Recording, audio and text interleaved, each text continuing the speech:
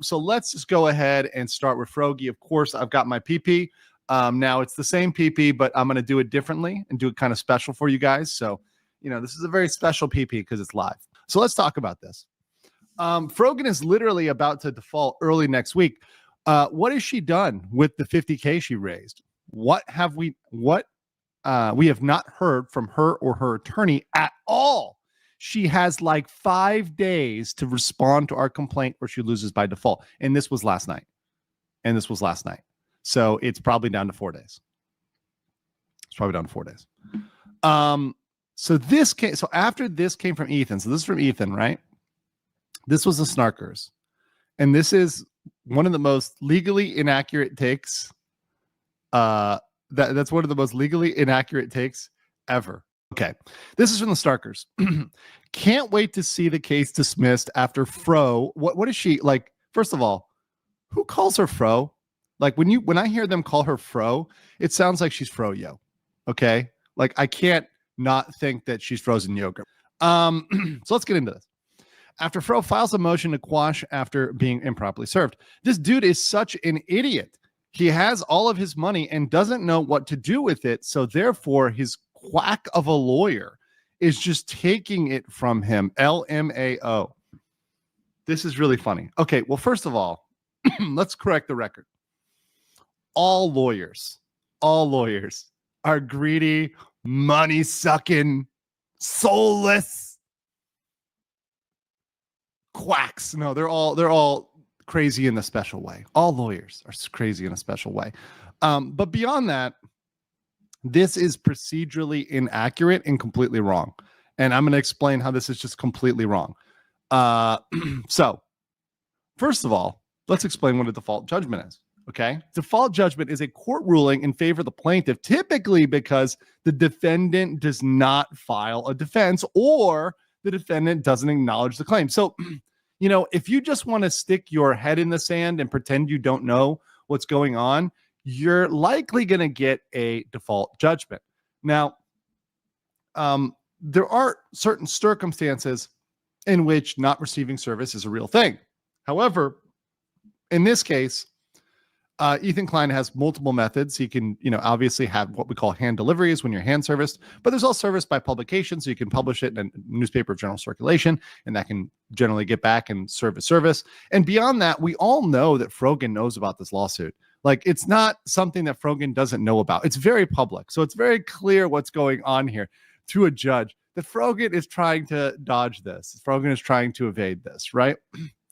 And Ethan Klein, through this default judgment, this court ruling in favor of the plaintiff, he would win without Frogan ever having a chance to assert defense. So Frogan, even if she gets this default judgment, so even if the court ends up ultimately siding with Ethan Klein and saying, hey, default judgment. And remember, with a default judgment, that isn't a win for Klein. He gets what he wants. So he'll get damages, whatever else he wants, injunctions, removal of the video, whatever he wants. He's going to get that by default. It's just, hey, well, this person is not fighting back. So, okay. And then he can proceed, if she doesn't do anything, she can proceed to collecting on that judgment at a certain point.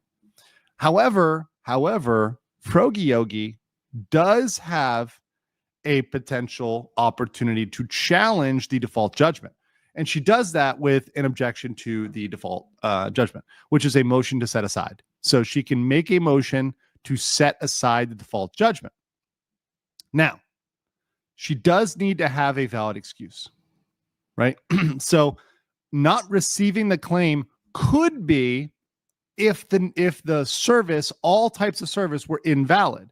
But I guarantee you that at least one type of service that they used on this, whether it was, hand delivery or publication or some sort of substitute service, was legally sufficient to provide notice of service or sufficient service to proceed with the case. They're not going to issue the default judgment typically if there was completely bunk service. But the burden would be on Frogie to prove that.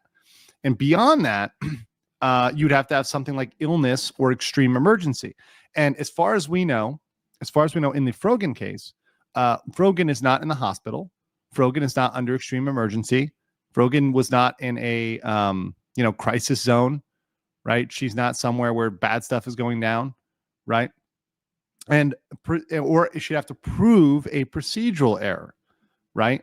However, she has to respond to do this, and that response has to be very prompt and persuasive. So she'd have to do that anyways.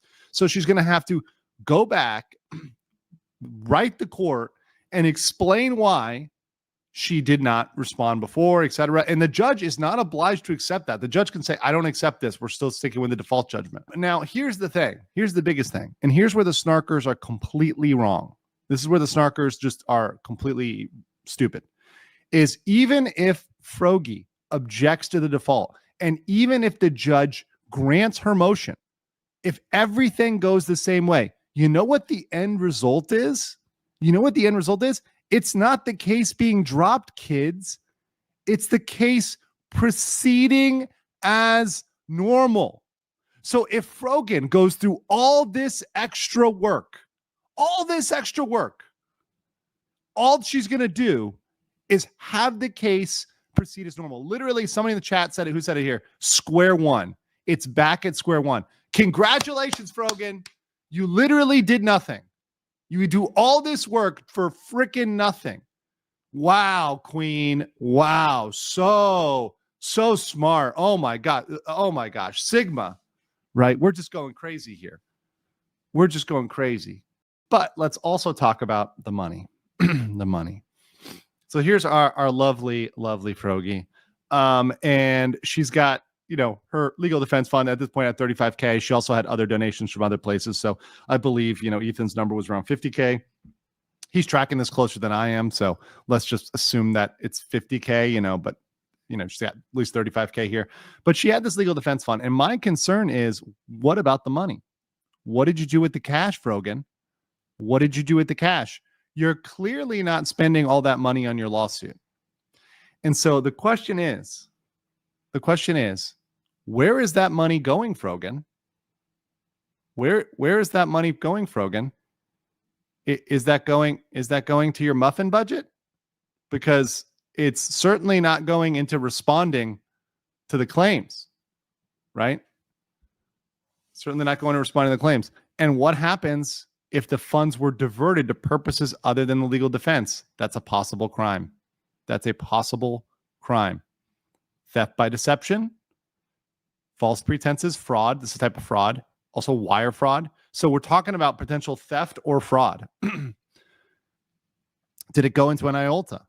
That's a very good question. We don't know. And once again, this is speculation. So out there, let me be very clear. It's me speculating. It's a question I'm asking. And I don't know. And we need to know, where's the money, Frogan? What are you doing? The other thing is, if she was misdirecting these funds, she can be fined. There can be restitution, right? Meaning the money is returned to the people that donated. And there can even be prison time. So we need to figure out what's going on with that money. So last night, this was the language last night. Tell me if she changed this language, because I highlighted this, and this is what was up last night, as of last night. Okay.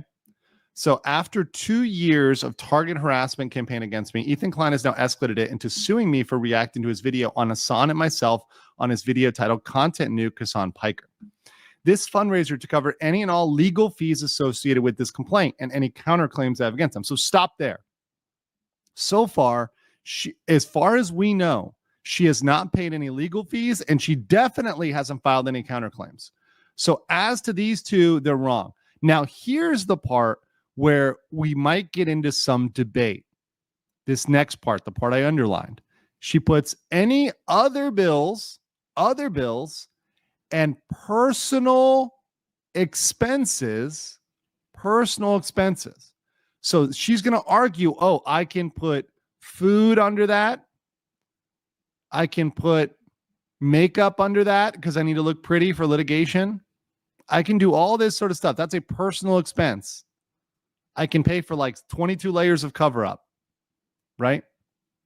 Under personal expense, because that's a personal expense. But the problem is, and then the rest of the language, from lost wages and damages arising from this litigation. Well, the question is, when you have arising from, if you're not participating in the litigation, if you're not fighting back, there's no litigation to speak of. Therefore, it's not arising from the litigation. So despite the fact that personal expenses is here and that might be valid, it's in connection with the litigation. It's not personal expenses for her to go on a personal trip, right? Or her to go buy a sandwich or whatever, Chipotle. It's not for any of that. Okay. So that is a situation where she may have some trouble. All right, so let's get into Denims. Let's go deep on Denims, okay? Even though she's disloyal.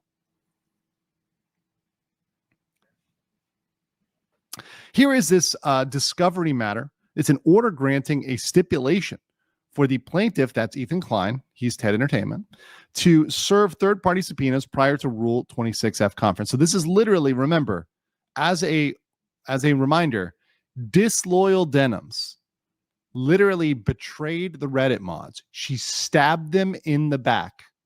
She refused to defend them at all. She completely sacrificed them to the corn in order to get this moving along, right? And she gave up all of their information.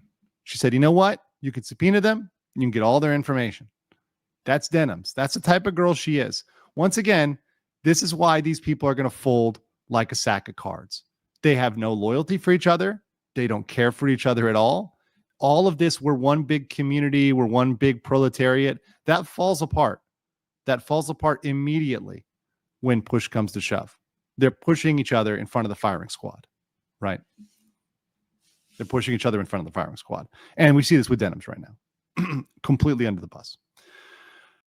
Upon consideration of the joint stipulation granting plaintiff leave to serve third-party subpoenas prior to the Rule 26F conference of plaintiff TEDx Entertainment, TEDx Inc., and defendant Alexandra Marwa Saber, PK Denims, Dirty Denims. And for good cause shown, the court hereby rules as follows. The stipulation is granted. TEI, that's Ethan Klein, may immediately serve the subpoena attached as Exhibit A to the stipulation on the third-party Reddit, that's so Reddit in general, accompanied by this order, and shall include the date of the Reddit subpoena. It was issued in the date of compliance. And they may also serve subpoena on Discord. Granted by Wesley L. Hugh, Sue, maybe, United States District Judge, July 31st. So the point of the matter here is that we have a official subpoena of Discord and Reddit.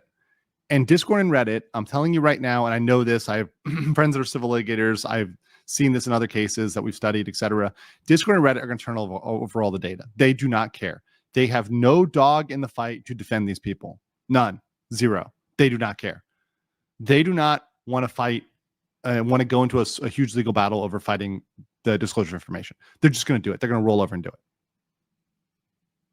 But then also, because some of your cohorts leaked your Discord messages to us, we have some of your Discord IDs. And guess what? Frogan, if anyone's going to have your real identity, it's going to be right there. We're going to have that's it. Hold on, let's play it one more time. Messages to us. We have some of your Discord IDs. And guess what? Frogan, if anyone's going to have your real identity, it's going to be right there. We're going to have all your messages. Discord. And listen, don't try to erase them. If you erase them now, it's not going to look good. You guys remember that? You guys remember what that is? Now, obstruction, it can't be obstruction, but spoliation of evidence. That is exactly right. You guys in the class paying attention. So let's continue. Let's play the rest of this. And you should know that I'll still get them even if you erase them. Because the companies hold. Yeah, they don't really delete that stuff. Yeah, and that, and so I'm getting it, So you can erase, you can run, you can cry, you can piss, you can bitch. But I'm coming.